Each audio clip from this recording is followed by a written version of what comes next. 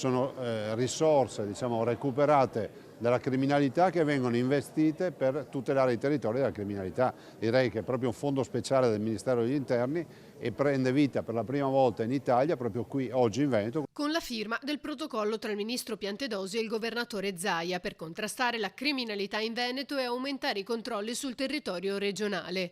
Tra i firmatari anche Prefettura, CAV e Veneto Strade. Il primo protocollo di una stagione che noi abbiamo immaginato di inaugurare, di protocolli operativi da fare con le regioni per l'implementazione dei sistemi di videosorveglianza, ma più in generale per mettere insieme quote di cofinanziamento di cui il Ministero dell'Interno dispone, nella fattispecie il Fondo Unico di Giustizia, ma c'è il Fondo Sicurezza Urbana.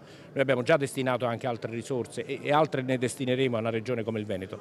La cosa positiva qui è che è la prima regione che arriva, insomma, a compimento del negoziato che avevamo avviato. Centinaia di occhi elettronici vigileranno sulla rete stradale e autostradale lunga 600 km. Sono 350 telecamere, ma a noi interessa dire che approfittando di tutta la rete viaria riusciamo a questo punto a controllare il milione di veicoli che ogni giorno transita attraverso i confini della regione del Veneto.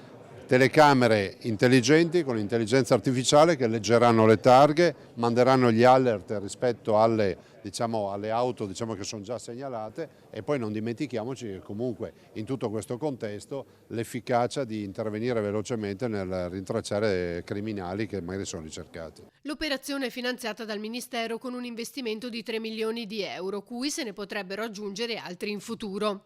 La visita del Ministro però è stata anche l'occasione per fare chiarezza sulla questione dei centri per migranti in Albania, che, ha sottolineato Piantedosi, non possono diventare CPR in quanto il CPR esiste già. Strutture come quelle dell'Albania sono stati certificate negli ultimi documenti europei. Si parla di soluzioni innovative, di hub regionali dedicate ai rimpatri, quindi l'Italia l'ha fatto per primo, adesso l'Europa certifica nei documenti ufficiali programmatici del futuro ipotesi come queste, quindi non possiamo che esprimere soddisfazione su questo. No? Un paese come l'Italia, secondo la nuova regolamentazione europea, dovrà farsi trovare pronta a giugno del 2026 con circa 8.000 posti a disposizione come paese di prima frontiera per trattare le procedure accelerate di frontiera.